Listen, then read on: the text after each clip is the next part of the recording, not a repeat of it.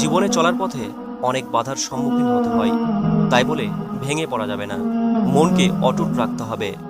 জীবনটা নিতান্তই ছোট, কখন মৃত্যুর ডাক আসবে কেউই বলতে পারে না।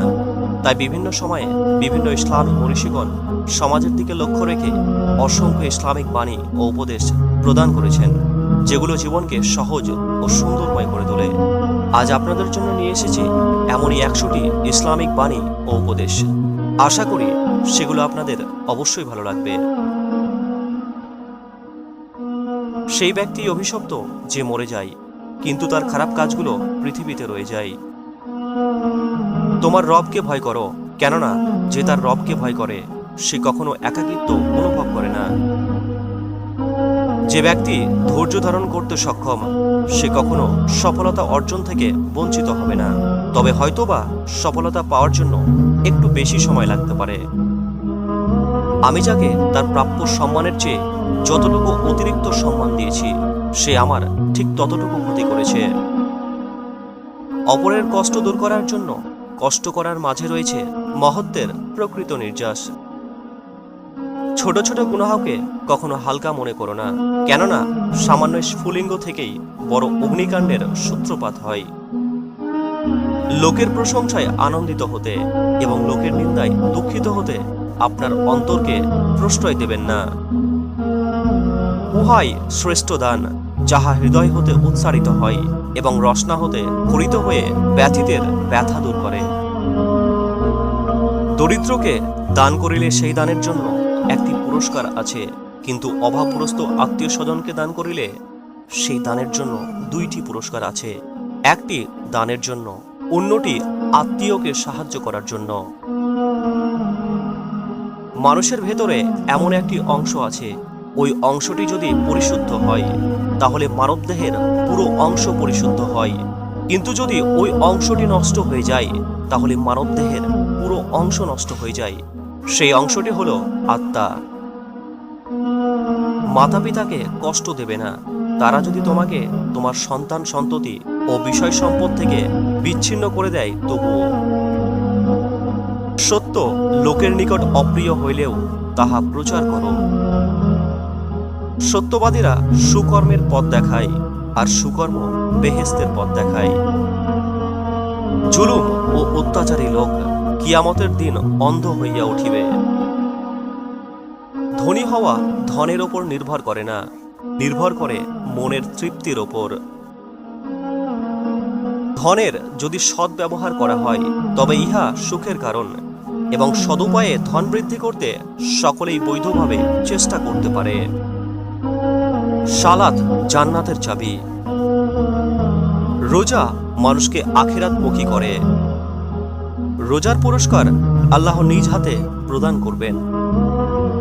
রমজান গুনাহমোচনের অন্যতম মাধ্যম। রমজানের শেষ রাতে সকল উম্মতকে মাফ করা হয়। ইফতার পর্যন্ত রোজাদারের জন্য ফেরেশতারা দোয়া করেন।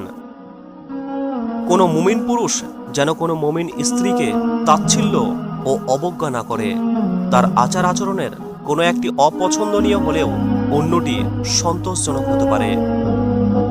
ধৈর্য এমন একটি গাছ যার সারা গায়ে কাঁটা, কিন্তু ফল অত্যন্ত মজাদার। সে ব্যক্তি মুমিন নয় যে নিজে তৃপ্তি সহকারে আহার করে অথচ তার প্রতিবেশী অনাহারে থাকে। বুদ্ধিমানেরা কোনো কিছু প্রথমে অন্তর দিয়ে অনুভব করে, তারপর সে সম্বন্ধে মন্তব্য করে, আর নির্বোধেরা প্রথমেই মন্তব্য করে বসে এবং পরে চিন্তা করে। যা সত্য নয় তা কখনো মুখে এনো না, তাহলে তোমার সত্য কথাকেও লোকে অসত্য বলে মনে করবে। আজ আপনি যে ছেলে বা মেয়েটার সাথে হারাম সম্পর্কে লিপ্ত আছেন, বিচার দিবসে সেই আপনার বিরুদ্ধে সাক্ষ্য দেবে।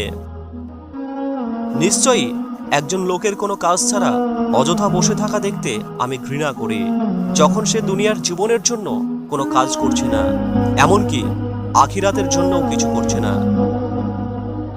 5টি ঘটনার পূর্বে 5টি জিনিসকে মূল্যবান মনে করবে। তোমার বৃদ্ধ বয়সের পূর্বে তোমার যৌবনকে, ব্যাধির পূর্বে স্বাস্থ্যকে, দরিদ্রতার পূর্বে সচ্ছলতাকে, কর্মব্যস্ততার পূর্বে অবসরকে, এবং মৃত্যুর পূর্বে জীবনকে। নীচ লোকের প্রধান হাতিয়ার হচ্ছে অশ্লীল বাক্য। তোমার শক্তিমত্তা যখন তোমাকে অন্যায় অবিচারের দিকে আহ্বান করে, তখন আল্লাহর শক্তিমত্তার কথা স্মরণ করো।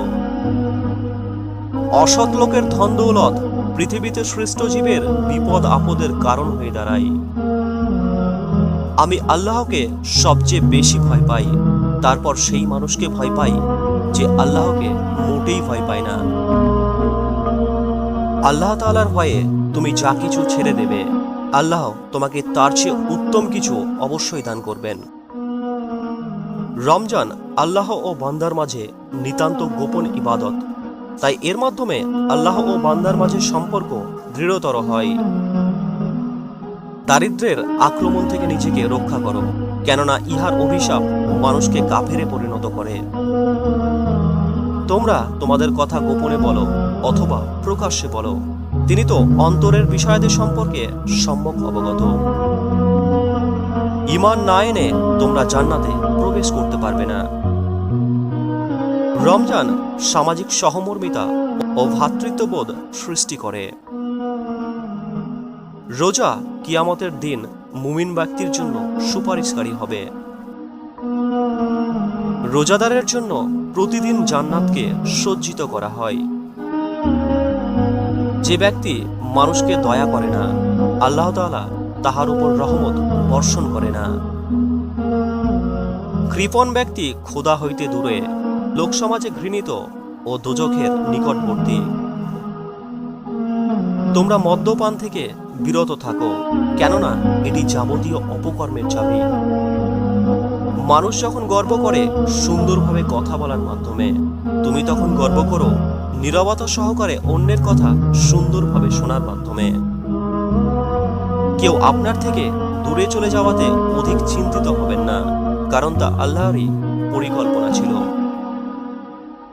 যে স্থানে থাকা আল্লাহ নিষিদ্ধ করেছেন সেখানে আপনার উপস্থিতি, এবং যেখানে থাকতে আল্লাহ আদেশ করেছেন সেখানে আপনার অনুপস্থিতির ব্যাপারে সাবধান হন।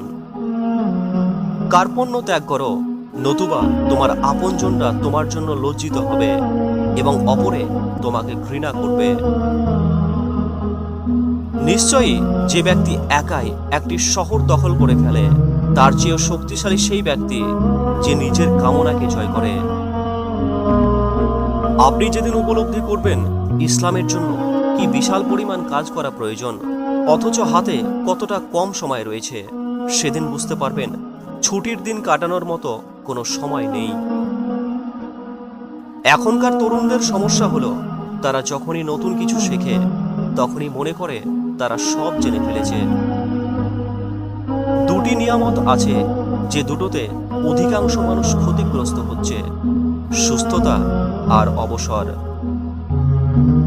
আপনার পাপগুলো আল্লাহর দয়া থেকে বড় নয়। বুদ্ধিমান ও সত্যবাদী ব্যক্তি ছাড়া আর কারো সঙ্গ কামনা করো না। যখন তুমি দেখবে নামাজের মধ্যে তোমার অন্তর উপস্থিত থাকছে না, তখন বুঝে নেবে এটা ঈমানের দুর্বলতার কারণ। কঠোর পরিশ্রম করো নিজের ঈমানকে মজবুত করার জন্য। মাঝে মাঝে দুঃখের দ্বারা আমরা এমনভাবে দগ্ধ হই যে আমরা ভুলে যাই এমন অনেক বিষয় যা আমাদের সুখী করতে পারে। কিছু সময় নিয়ে সেগুলো সম্পর্কে চিন্তা করুন। সর্বশক্তিমান কখনোই ওই ব্যক্তির ভুল প্রকাশ করবেন না যে মানুষের সম্পর্কে খারাপ কথা বলা থেকে বিরত থাকে। তাই অন্যের পাপ প্রকাশ করা বন্ধ করুন।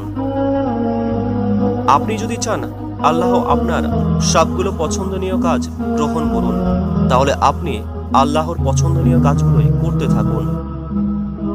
স্বাস্থ্যের চাইতে বড় সম্পদ এবং অল্পে তুষ্টির চাইতে বড় সুখ আর কিছু নেই। নিজেকে দুশ্চিন্তামুক্ত রাখতে প্রতিটা বিষয়ে আল্লাহর ওপর ভরসা করুন, কেননা আপনার জন্য কোনটি কল্যাণকর তা তিনিই ভালো জানেন। যদি কেউ আপনার প্রভুর আনুগত্য পছন্দ না করে, তবে আপনারও তাকে পছন্দ করার কোনো যুক্তি নেই। কথা বলা যদি রূপা হয়, তবে নীরব থাকা হচ্ছে সোনা। যে বিষয়ে মনে খটকা লাগে সে বিষয়টা যতটা সম্ভব এড়িয়ে চলুন। পৃথিবীর জীবনটা 3টি দিনের। গতকালের দিনটিতে যা করা হয়েছে সেগুলো নিয়ে সেটি চলে গেছে। আগামীকালের দিনটিতে হয়তো আপনি নাও পৌঁছতে পারেন, কিন্তু আজকের দিনটি আপনার জন্য। সুতরাং যা করার আজই করে নিন। আসক্তের মতো ভালোবাসবেন না, ধ্বংসাত্মকভাবে কাউকে ঘৃণা করবেন না। যে নিজের মর্যাদা বোঝে না, অন্যেও তার মর্যাদা দেয় না। নিশ্চয়ই আল্লাহ তাআলা তাকে নীরবে ডেকে যাওয়া বান্দাদের হতাশ করেন না। যে বিপদ আপদ ও মুসিবত আপনাকে আল্লাহর দিকে ফিরিয়ে দেয়, তা সেই রহমতের চাইতে উত্তম যা আপনাকে আল্লাহর স্মরণ থেকে বিমুখ করে দেয়। দুনিয়া অর্জন নয়, দুনিয়া বিমুখিতাতেই রয়েছে দেহ ও মনের প্রশান্তি। আল্লাহর প্রতি আপনার ভালোবাসা যতই বৃদ্ধি পেতে থাকবে, দুনিয়ার প্রতি আপনার ভালোবাসা ততই কমতে থাকবে। যদি শরীর প্রদর্শনী হয় আধুনিকতা, তাহলে পশুরাই সবচেয়ে বেশি আধুনিক। কখনো কখনো আল্লাহ তাআলা আমাদের ভোগান্তিতে ফেলেন শুধু এই জন্যই যে আমরা যেন তাকে স্মরণ করি। হীন ব্যক্তির সম্মান করা ও সম্মানীয় ব্যক্তির অপমান করা একই প্রকার দোষের। আপনি যদি আপনার মূল্য সঠিকভাবে বুঝতেন, তাহলে কখনো ইচ্ছাকৃতভাবে পাপ কর্মে লিপ্ত হতেন না। মানুষের খারাপ দিক খোঁজা বন্ধ করুন, তাদের ভুলগুলো সহজভাবে গ্রহণ করুন, তাদের সাথে ধৈর্যশীল হন, পরিষ্কার একটি হৃদয়ের জন্য সংগ্রাম করুন এবং তাদের ভেতরের ভালোটা দেখুন। যখন আপনি কুরআন তিলাওয়াত করেন, তখন মনে করবেন আপনি আল্লাহর সাথে কথোপকথন করছেন এবং তিনি সরাসরি আপনাকে বলছেন। যে নিজে সতর্কতা অবলম্বন করে না, দেহরক্ষী তাকে বাঁচাতে পারে না। যখন পৃথিবীর কেউ আপনাকে বুঝতে চেষ্টা করে না, তখন এতটুকু মনে রাখুন আল্লাহ আপনাকে বোঝেন। এমন কারো সঙ্গী হন যে আপনাকে আল্লাহর কথা স্মরণ করিয়ে দেয়। ঝগড়া চরমে পৌঁছানোর আগেই ক্ষান্ত হও। সত্যিকার বন্ধুরাই জান্নাতে প্রতিবেশী হতে চায়। ভালো কথা বলো, নয়তো চুপ থাকো। আল্লাহর ভয় মানুষকে সকল ভয় হতে মুক্তি দেয়। একজন হিজাবী নারী ঝিনুকের ভিতরে লুকায়িত মুক্তোর ন্যায়। অপরের কষ্ট দূর করার জন্য কষ্ট করার মাঝে রয়েছে মহত্বের প্রকৃত নির্যাস। যা তুমি নিজে করো না বা করতে পারো না, তা অন্যকে উপদেশ দিও না। অসহায়ত্ব রবের কাছে প্রকাশ করলে মর্যাদা বৃদ্ধি পায়, আর মানুষের কাছে প্রকাশ করলে মর্যাদা হ্রাস পায়।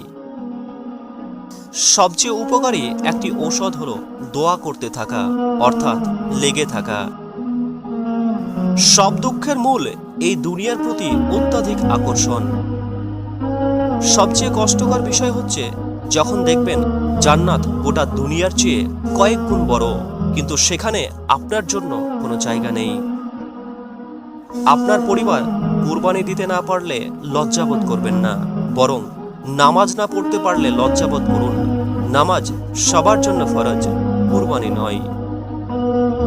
আপনার দুর্বলতাকে শক্তিতে পরিণত করার ক্ষমতা একমাত্র আল্লাহ তাআলাই রাখেন, তাই তার কাছেই প্রার্থনা করুন।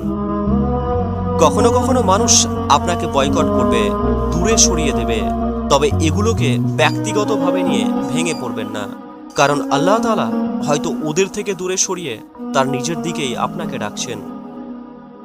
অভ্যাসকে জয় করাই পরম বিজয়।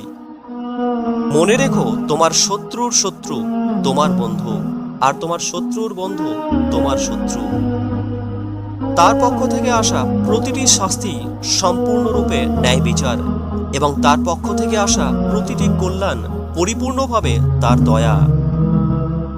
পাপ ছোট কিনা তা দেখো না, বরং দেখো যার অবাধ্যতা করছো তিনি কত বড়। তোমার যা ভালো লাগে তাই জগৎকে দান করো, বিনিময়ে তুমিও অনেক ভালো জিনিস লাভ করবে। আলোচ্য ইসলামিক বাণী বা উপদেশগুলো আপনাদের উপকারে এসে থাকলে আমাদের প্রচেষ্টা সার্থক হবে। ভিডিওটি শেষ পর্যন্ত দেখার জন্য আপনাকে জানাই অসংখ্য ধন্যবাদ। সুস্থ থাকবেন, ভালো থাকবেন।